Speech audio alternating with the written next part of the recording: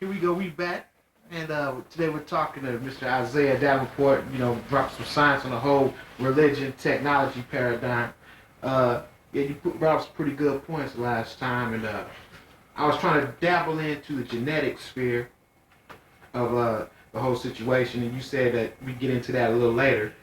And I want to know what your view on genetics and technology is, because we seem to be going into forbidden or taboo territory as far as genetics are concerned with, people are saying. So what's your spin on that? Genetics are very key, I think, to the human race in general. There's a reason governments are investing millions of dollars, companies are investing billions of dollars into the genetics realm, because the possibilities of genetics are so great. There's a family here in the States that, for some odd reason, they don't produce bad cholesterol in their blood system. Now, it's a genetic trait, but imagine if we can find out which gene does that. This almost eliminates heart disease in the general human race. And I don't know the exact numbers, but that's a very significantly high amount of deaths that you can prevent per year globally. If you can find some way to use gene therapy on people after you find out what gene it is. Or you can even eliminate that gene before a person is born, so they just don't have it anymore. The idea to end problems that are genetically linked, such as cancer, are absolutely incredible, and that, I believe, is a very important reason why the genome project and the search to map out the human gene, the entire human gene structure, has to be done. Now, it has to be done with caution, though. Like with anything, things have to be done with caution. Yes, this is a great amount of power, and with power, you do have corruption, and that's something you have to worry about. You don't want. I don't think it would be necessarily healthy if we grew a bunch of genetic animals. Mm-hmm. They wouldn't be human. Right. Genetic animals to fight our wars for us. Mm-hmm. And also, remember, everything evolves into a perfect specimen of what it is. Cheetahs can only run so fast because over millions of years of evolution, they have evolved into a perfect short sprinting running machine. Animals are perfectly who they are because, with no intervention, no genome, and with the very laws of nature, the weak do not survive. You come to perfect examples of that species. And it continues to evolve as environments change, as needs change. Why can an animal that weighs as much as I do lift 4 times as I can? Through millions of years of evolution, only the strong survive. Well, Christians say that evolution didn't happen, man. It's creation. Evolution didn't happen. Well, I'll tell you what. If I just went poof and I was here, it just doesn't happen that way. Sorry. Things take time. Right. The earth took time to create. If you are a Christian person and don't believe in evolution, then you don't believe in the very idea that God created the earth in 7 days. That is an evolutionary process. You got to create light, then you got to create the earth. That's a description right there. Mm-hmm. That's not just a snap of the fingers or a thought. It took time. Mm. Time is evolution. So that pretty much is you can't not believe in evolution. things just don't work that way. Okay. But back onto the gene idea, my only fear is that humans may not be at their perfect state right now. What if, for example, one person, remember, everything starts out with that singular event. The mammoth didn't turn into an elephant, or actually they're part of the same branch. Right. But at some point along the line, a genetic deformity occurred due to environmental factors, whether because it got too cold or the atmosphere changed, and these mutations occurred. And now you have elephants, you have mammoths, you have bears, you have monkeys, you have rats, and you have mice. Due to environmental factors, mutations occur. If those mutations impede the animal or the species in anything that is required to do its daily living, in other words, if it slows it down from catching prey or it impedes the vision from its seeing, it's not going to survive as long. Its genetic code isn't going to spread, and eventually it dies off. The only thing that's left is a species that is perfectly designed for its environment, for its existence. If you start messing around with genetic code too much, you may prevent us from being who we are meant to be, or I shouldn't say meant to be, who we will become as a species. Maybe somebody's born with their eyes sensitive to infrared. Who knows? That may be the first person in a continuing evolutionary process to give humans a form of enhanced vision. But now, with knowledge of the genes and who we are now, we would stop that. Because, oh no, their eyes are going to be too sensitive to light. But you may be stopping the next evolutionary phase of human beings.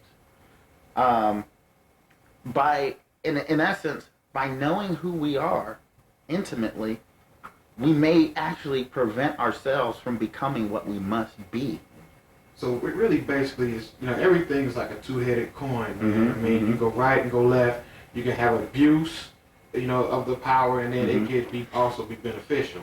Now, I mean, to me it's just common sense, but the fundamentalists would say that it is not man's place to play God. And so what do you think about that? Even though we could have a lot of positive aspects of this technology, going back to, how the church treated Galileo and so many other scientists and scholars who basically said, no, this is not right what you, printed in the Bible. And, science dictates that this is how it really is. They attempted to stop them.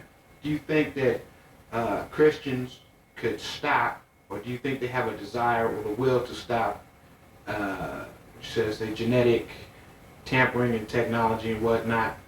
How would you get them to understand that this is necessary? It's okay, without being called a devil because you're playing God.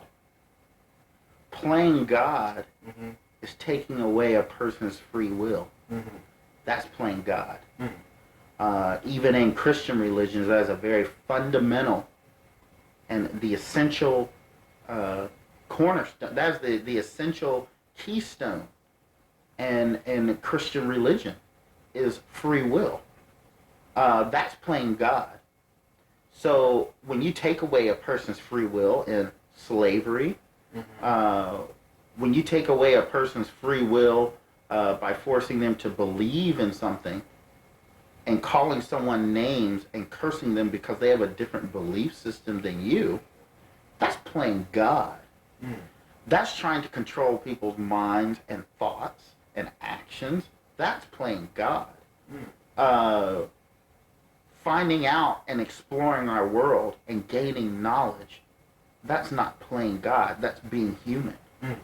That's evolving. That is going to a higher state of being and not staying in a lower state of trying to control what people think. Everything evolves.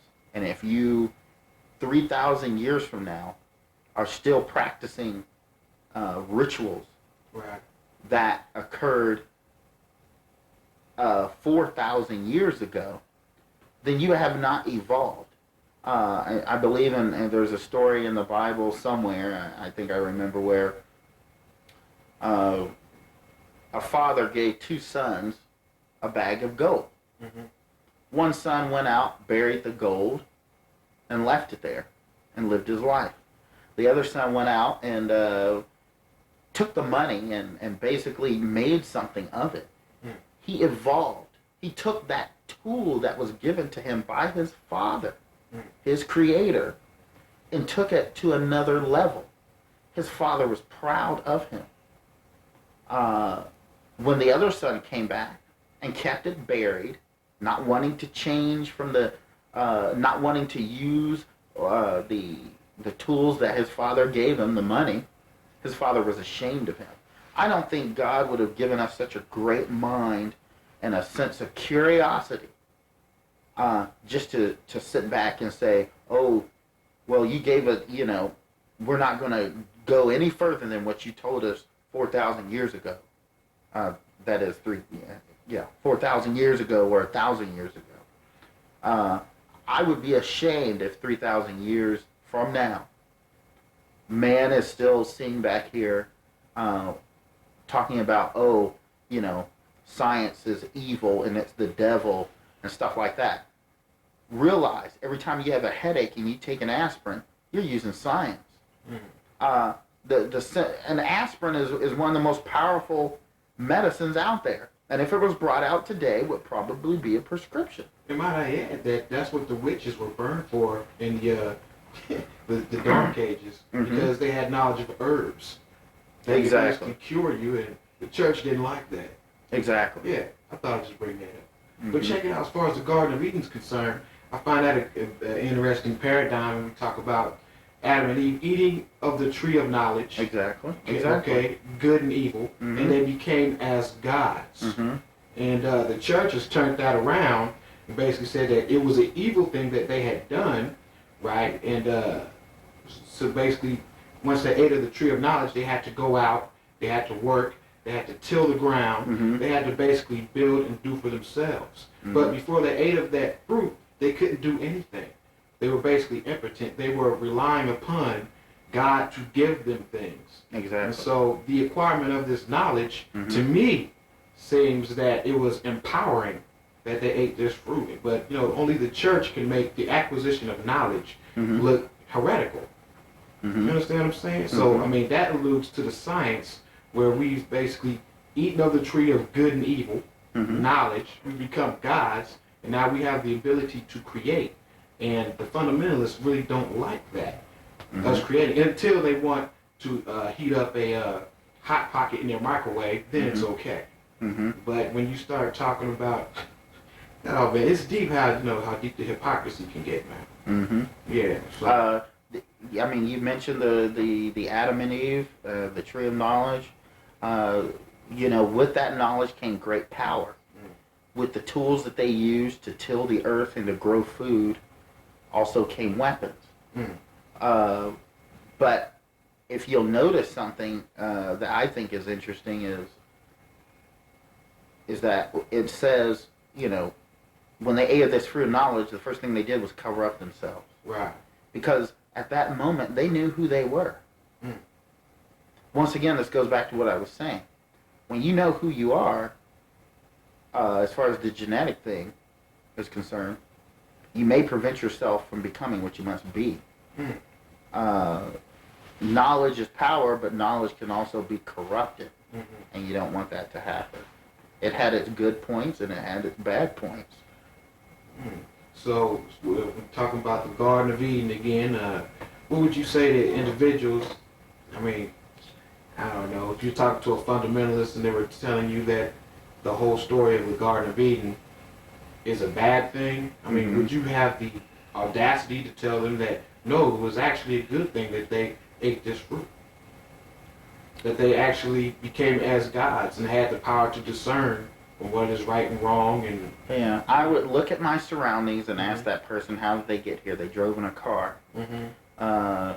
You know, that same person who's cursing them from eating of the tree of knowledge and having the original sin and stuff is driving around in the very fruits of that gained knowledge.